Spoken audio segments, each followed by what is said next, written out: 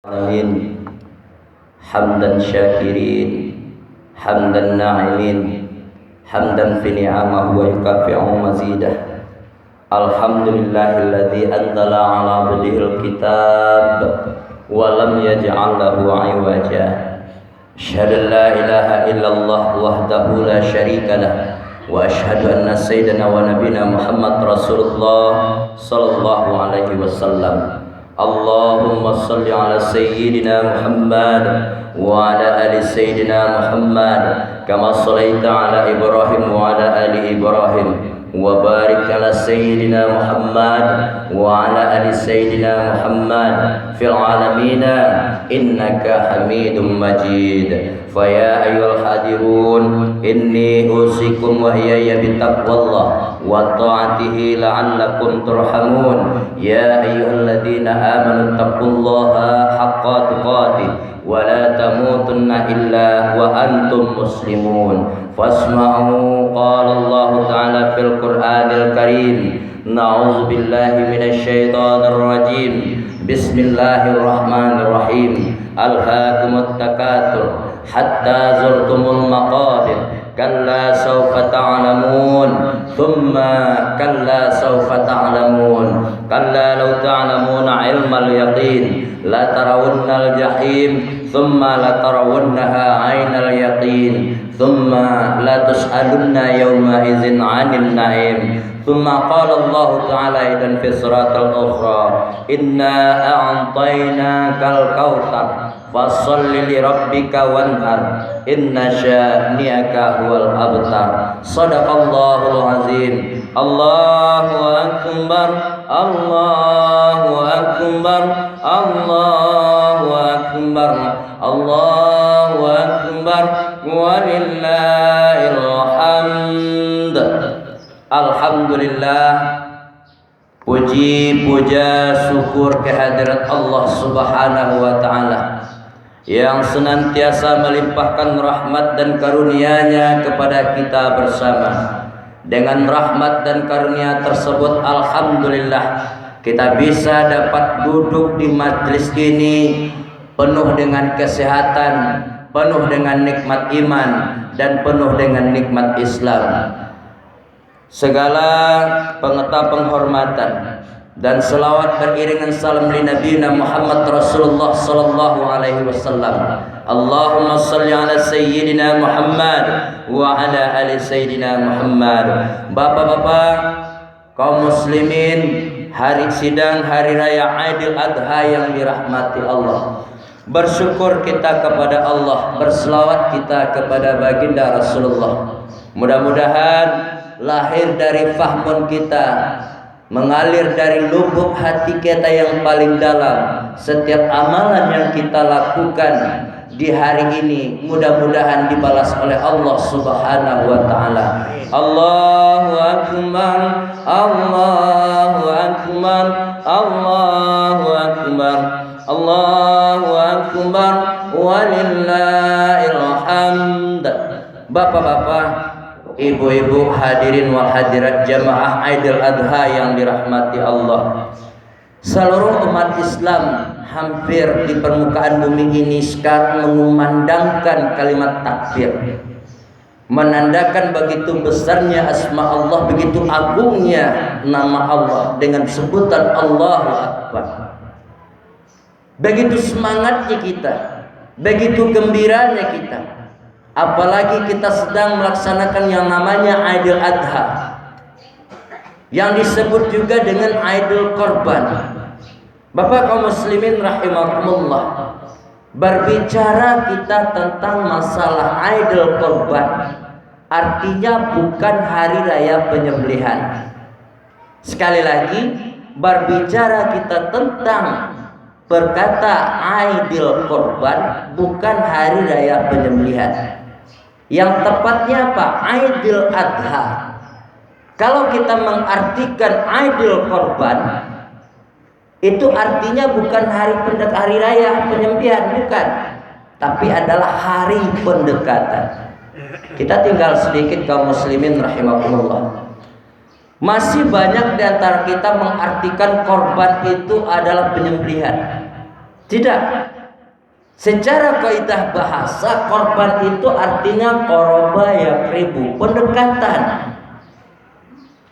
Dalam hal ini ada dua konsep yang perlu kita ingat, memposisikan pada diri kita masing-masing. Pertama, ketika seorang hamba tadi itu dia melaksanakan yang namanya penyembelihan hewan korban, dia niatkan untuk Allah semata-mata dari dirinya, dia niatkan untuk Allah. Korbannya itu betul-betul bagaimana caranya diterima oleh Allah Subhanahu wa taala, itu adalah pendekatan. Sama juga kaum muslimin rahimakumullah dalam kehidupan sehari-hari. Ada kita yang dapatkan musibah. Bermacam-macam bentuknya musibah. Setiap hari kita diuji oleh Allah. Buah kesayangan kita meninggal. Orang yang paling sangat kita cintai meninggal.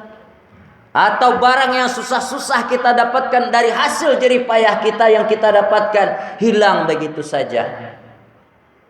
Semua bentuk dari ujian-ujian yang didapatkan tadi dirangkup dalam satu sebutan kata musibah.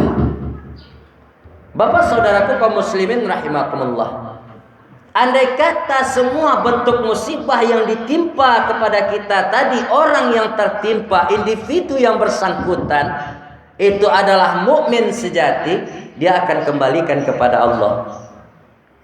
Dia akan kembalikan kepada Allah. Alladzina idza asabathum musibah qalu inna lillahi wa inna ilaihi raji'un. Walaupun barangnya hilang, walaupun pitihna banyaknya hilang, walaupun jabatannya ndak ada, dia akan kembalikan kepada Allah selagi ia mukmin sejati. Atas dasar apa? Atas dasar segala sesuatu datang dari Allah dan akan kembali kepada Allah. Cukup dengan itu saja pegangannya? Tidak. Allah juga sampaikan masih dalam surat Al-Baqarah, la yukallifullahu nafsan illa wus'aha. Allah tidak bahkan uji seorang hamba ketika ia sanggup menerimanya. Jadi kalau kita sering ditindas, kita sering ditimpa, kita sering diancam, kita sering sebagaimana yang kita rasakan hari ini kaum muslimin rahimakumullah. Ini musibah. Ini adalah cara pendekatan kita kepada Allah. Kan korban kita ini. Kalau kita mau menjernihkan pemikiran kita, dekatkanlah diri kepada Allah. Jangan saji ditutup, jangan orang ditagahan sumayang. Itulah pengertian korban sesungguhnya. Mendekatkan diri kepada Allah, bukan menjauhkan diri kepada Allah. Allahu akbar, Allahu akbar, Allahu akbar, Allahu akbar, walillahil hamd. Bapak kaum muslimin rahimakumullah, itu yang pertama. Ketika seorang hamba ditimpa oleh musibah bermacam kesulitan yang merugikan dirinya sendiri, dia akan kembalikan kepada Allah. Sungguh musibah yang ia terima tadi adalah korban untuk dirinya, dalam rangka pendekatan dirinya kepada Allah, apapun bentuknya. Kenapa? Karena ia bernilai di sisi Allah Subhanahu wa taala. Yang kedua, kaum muslimin rahimakumullah, salah satu bentuk korban di sini, ketika ia ditimpa bermacam musibah, ketika ia ditimpa bermacam bencana, dia tidak terima. Ini bukan korban namanya. Dia nggak percaya itu datangnya dari Allah. Itu bukan korban namanya. Jadi kita dibutuhkan pada hari ini, kondisi seperti ini, ketika musibah berkepanjangan datang kepada kita dibutuhkan sabar. Itu yang kedua. Untuk itu kaum muslimin rahimakumullah, hati-hati kita menggunakan kata korban. Bahwa banyak reporter nampak ketika ada nampak sebuah kecelakaan, korban di sini, korban di situ, menimbulkan korban banyak. Salah pengungkapan kita. Korban itu bisa dirasakan oleh orang hidup, bukan orang mati. Terkadang dia korban dari kecelakaan. Kenapa harus korban? Musibah dalam hal ini. Allahu akbar, Allahu akbar, Allahu akbar, Allahu akbar, walillahil hamd. Bapak saudaraku kaum muslimin, sidang jamaah Idul Adha yang dirahmati Allah. Yang kedua, di kesempatan hari yang berbahagia ini, Karena kita sudah selesai melaksanakan sholat sunat Idul Adha, kita pun juga disunahkan untuk penyembelihan hewan korban di hari yang ke-10 ini. Selesai pelaksanaan Idul Adha. Ada hal-hal yang perlu kita ketahui.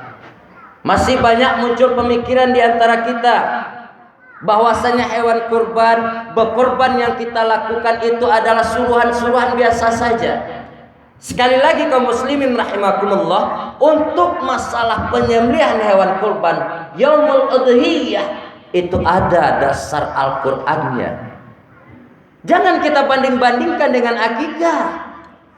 Ini masih banyak muncul permasalahan awak alukikah lada baca roka kurban. Salah kita.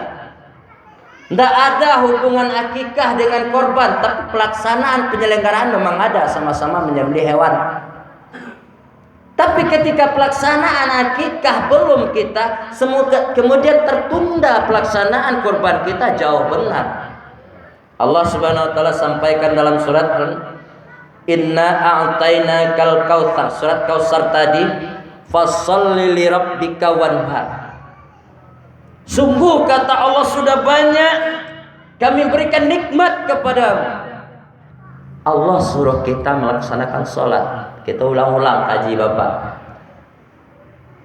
Fasholli li rabbika wanhar, ada waw di situ. Sholli dengan wanhar ini hubungannya ada. Di dalam bahasa, sholli itu adalah perintah yang wajib, fi'il amr, menyuruh kita yang wajib. Jadi untuk sembahyang kau wajib. Nak ada anci, nak ada tunggu, nak ada sebentar, nak ada. Cuman beko bisa kita pakai di dalam Islam. Ajaran kita ada istilah disebut dengan rukhsah. Mentang-mentang wajib sholat, Islam tidak pernah memberatkan Bapak. Seperti yang kita tarangkan tadi. Kalau sekiranya kita sakit, ada kriteria kita sholat. Duduk awak. Tidak bisa duduk, berbaring, tidur. Itu keringanan yang ada di dalam Islam terkait masalah perintah ibadah sholat. Sholli kata Allah, sembahyang, karena itu yang akan dibawa nanti, yang pertama sekali akan ditanya oleh Allah. Kemudian wanhar, sesudah kalimat sholli ada waw anhar. Itu har itu artinya penyembelihan, pemotongan. Di dalam bahasa, waw itu fungsinya menghubungkan kalimat pertama dengan kalimat kedua Bapak kaum muslimin. Apa yang dihubungkan di sini? Kalau sholli itu wajib, begitu juga dengan pelaksanaan penyembelihan korban pun juga wajib. Ini sebagian ulama berpendapat. Nah, di dalam mazhab kita, Imam Syafi'i menyampaikan bahwasanya sholli kalau itu wajib, berarti anhar ini pun juga dijadikan letak kedudukan hukumnya sunnah. Sunnah muakkad dalam hal ini, yang sangat ditekankan. Untuk itu Bapak Saudara kaum muslimin rahimakumullah, jangan pernah kita tunda-tunda pelaksanaan penyembelihan hewan korban. Sesungguhnya kita sanggup melaksanakannya. Atau baca roh dengan akikah tadi. Akikah bisa kita undur kapan saja waktunya bisa. Allahu akbar, Allahu akbar, Allahu akbar, Allahu akbar, walillahil hamd. Bapak kaum muslimin sidang jamaah Idul Adha yang dirahmati Allah, ada kondisi-kondisi kita di dalam melaksanakan penyembelihan hewan kurban yang perlu kita ketahui. Terlebih lagi al-afu, mohon maaf ibu bapak, tanpa menyebut objek kita. Ini sesuatu yang perlu kita ingat-ingat. Di dalam penyembelihan hewan kurban itu harus kita menjaga juga yang namanya perasaan. Orang yang ikut berkorban itu rela dia mengeluarkan sesuatu yang berharga pada dirinya. Ketika kita melaksanakan, apakah sistem penyembelihannya dengan sistem gotong royong atau secara bersama, jangan pernah mencari kesempatan di dalam kesempitan. Kemulang-ulang kaji Bapak musliminnya. Apa maksudnya tuh? Mentang-mentang kita panitia, mentang-mentang kita adalah ketua, terus diambil saja daging dibawa untuk digotong royong, setelah itu makan bersama-sama. Salah karajo tuh Pak. Itu salah karajo. Kalau seandainya selama ini ada, mari kita robah. Daging itu yang kita korbankan itu 3 pemiliknya. Ndak ada hak panitia di sini, ndak ada hak pengurus di sini. Jadi tolong terus baca rohnya. Caranya dalam hal ini, selaku ketua panitia, selaku ketua pengurus, temui para peserta yang ada di dalam 1 ekor sapi, kan 7 orang. Pak, sapi koko kan punya Pak kuha korban bersama batujuah kuha. Kami selaku panitia minta izin. Kalau seperti ko ada Pak tuh, tolong sisih untuk kami para pekerja kuha. Iko kalau diizinkan. Kalau lain keceknya peserta dan tujuan boleh kita kerajukan. Itu solusinya. Ada lagi kaum muslimin solusi yang kedua. Dia sengaja orang yang mengakikah, diambil kibas tadi dikecilkan ke orang yang tukang kikah. Pak, bolehkah itu kami gunakan untuk balajong beko bersama-sama makan para pekerja? Itu baru bagus. Jangan main sembelih saja, karena daging yang 1/3 yang kita sembelih itu bukanlah hak pengurus, bukanlah hak panitia, tapi secara berkerela kita dalam hal ini. Allahu akbar, Allahu akbar, Allahu akbar, Allahu akbar, walillahil hamd. Bapak kaum muslimin rahimakumullah, untuk itu saja kita bicarakan. Begitu halus Islam mengkaji tentang masalah pelaksanaan penyembelihan. Terlebih lagi kita yang bekerja. Di sini Bapak kaum muslimin rahimakumullah, posisi seorang yang berkorban, yang dikorbankan, yang mengorbankan ada 3. Berkorban, dikorbankan, mengorbankan. Silahkan ketiga-tiga ini mana yang paling baik oleh kita, mari kita pilih. Kalau kita tidak bisa untuk berkorban, setidak-tidaknya kita berkorban dalam rangka menjaga perasaan orang yang bisa berkorban. Apa contoh? Orang lah payah itu korban. Panitia lah pagi-pagi kumpul ke masjid kita pemilihan panitia. Awak nak tipu. Al-afu sekali lagi mohon maaf, ini salah satu bentuk yang tidak boleh kita tiru. Ketika kita dipanggil dari pihak masjid, pihak panitia tidak datang, pas dari hak kita datang, kemudian kita seenaknya menyimpan apa yang tidak menjadi hak kita. Nauzubillah, ini tidak boleh kaum muslimin rahimakumullah. Itu bukan namanya berkorban, tapi mengorbankan. Ini yang posisi kedua. Bapak kaum muslimin rahimakumullah, apakah derajatnya itu sama dengan pendekatan? Bukan, malah dekat dengan neraka jadinya. Mencari neraka kita dalam hal ini. Yang kedua, dikorbankan. Kaum muslimin rahimakumullah, ketika kita sudah tampak yang batil, kita tahu yang hak mana yang batil, dilanggar juga oleh seseorang, kita tidak memiliki sebuah kekuatan.